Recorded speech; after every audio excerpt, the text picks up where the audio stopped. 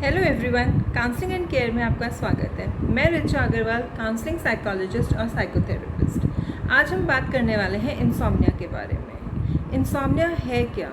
Insomnia हम जब ठीक से नहीं सो पाते, हमारा स्लीप साइकिल ठीक से नहीं पूरा हो पाता है, तो हमें इंसोम्निया की दिक्कत हो जाती है।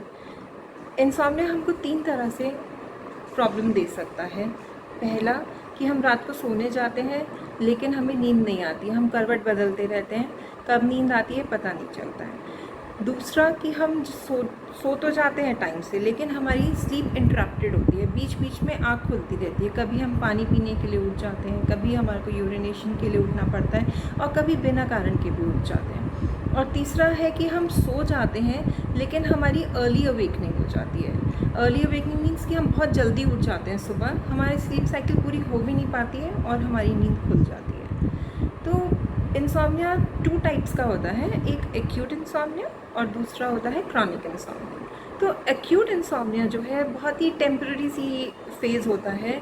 कभी हमारी लाइफ में कोई वर्क प्लेस पे या घर पे कोई प्रॉब्लम आई हो, उस वजह से हमारी नींद डिस्टर्ब हो जाए, क्योंकि हमारे थॉट्स नेगेटिव हो जाते हैं उस टाइम पे, तो वो लेकिन बहुत टेम्पररी फेज़ है और वो बहुत जल्दी हम ओवरकम कर लेते हैं। लेकिन यही एक्यूट इंसोम्निया जब हमारे को 1 महीने से ज़्यादा परसिस्ट कर जाता है, हमारी नींद का साइकिल डिस्टर्ब कर देता है, हमारी फ़िज़िकल सिम्टम्स हमें आने लगते हैं, हमारे को साइकोलॉजिकली दिक्कत होने लगती है, तो हमारा वर्क इफ़ेक्ट होने लगता है, तब जा कर के वो हमारा एक्यूट इंसोम्निया क्रॉनिक में कन्वर्ट हो जाता है। इंसोम्निया होता क्यों है?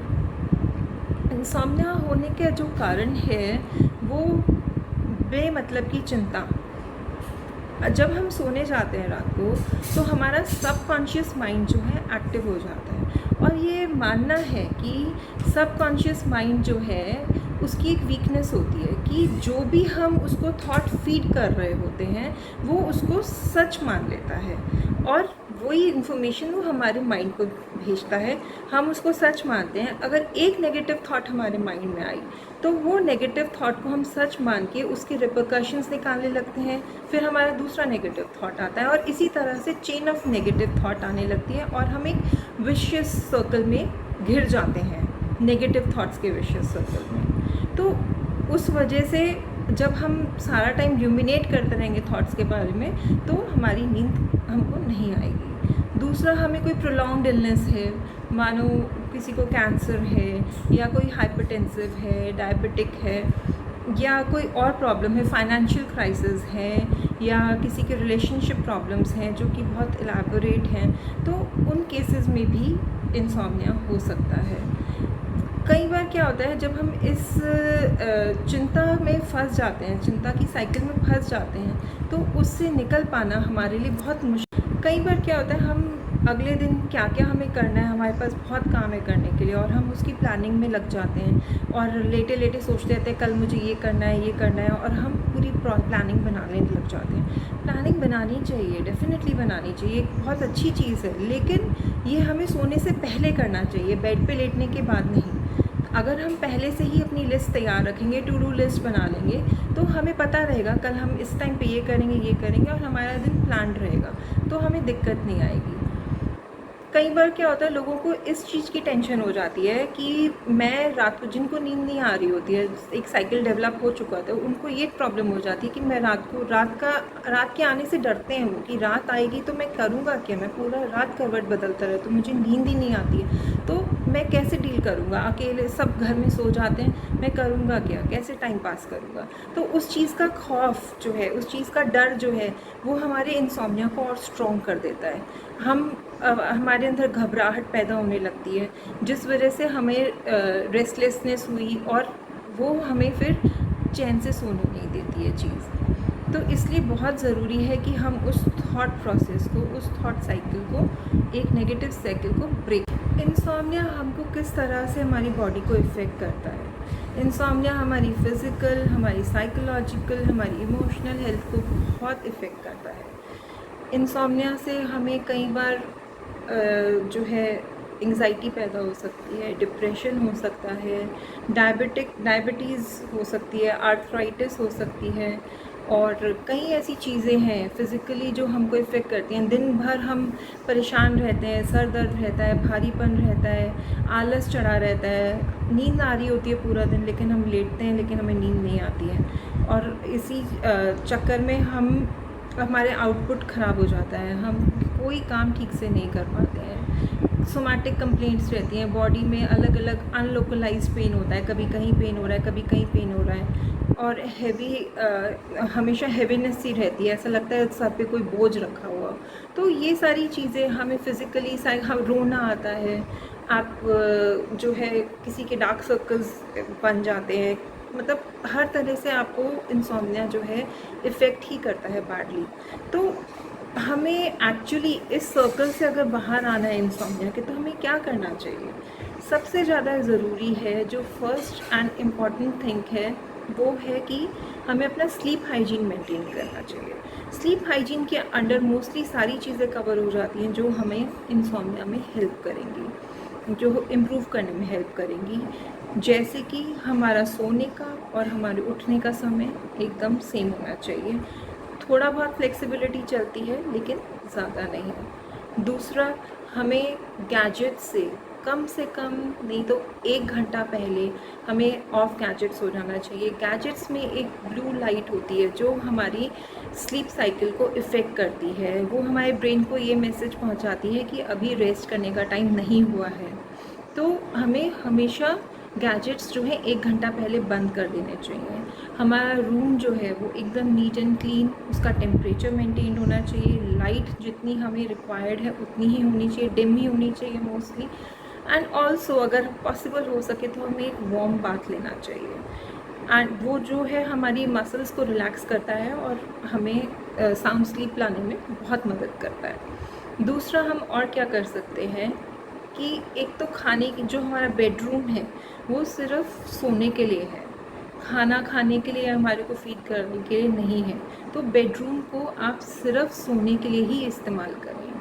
कई बार ऐसा होता है कि हम सोने की कोशिश कर रहे होते हैं लेकिन हमें नींद नहीं आ रही होती है, तो आप चिंता मत करो, आप इससे अच्छा बेड छोड़ो, उठ जाओ, स्टडी में जाओ या चेयर पे बैठ जाओ और एक कोई स्पिरिचुअल बुक पढ़ लो, कोई जो भी बुक आपको नॉलेज देती हो या अच्छी लगती हो। आप लाइट रीड्स करने हैं, कोई भी लाइट रीड किया, कोई हल्का सा बिल्कुल लाइट सा म्यूज़िक सुन लिया, मेडिटेशनल म्यूज़िक सुन लिया, मेडिटेशन कर लिया, एंड ऑल्सो डीप ब्रीदिंग कर लिया। ये सब चीज़ें हमको बहुत हेल्प करती हैं हमारे इंसोम्निया को ट्रीट करने में। लेकिन एक बात मैं ज़रूर कहूँगी, अगर आपने ये सब करना है तो आपको कंसिस्टेंटली फॉलो करना पड़ेगा, because consistency is the key to recovery for anything, be it anything in your life. अगर हम कंसिस्टेंटली नहीं करेंगे तो हम किसी भी चीज़ का रिज़ल्ट नहीं देख पाएंगे। बिकॉज आज आप ये सुन रहे हैं और आज आपने 1 दिन कर लिया, 2 दिन कर लिया और तीसरे दिन आप भूल गए। It is very difficult to inculcate in your habits, but it is not impossible. अगर हम ये चीज़ें अपनी अंदर डेवलप कर लेंगे, क्योंकि कंडीशनिंग होती है, जब हम कोई चीज़ सीख रहे होते हैं वो कंडीशनिंग के बेसिस पे चलता है। जब हम रेगुलरली कोई काम करेंगे तो फिर उस चीज़ की बॉडी को आदत हो जाएगी। इनिशियली हम कोई भी काम करते हैं, हमेशा कोई ना कोई प्रॉब्लम, कोई ना कोई दिक्कत ज़रूर आती है, लेकिन वो हम ओवरकम कर सकते हैं।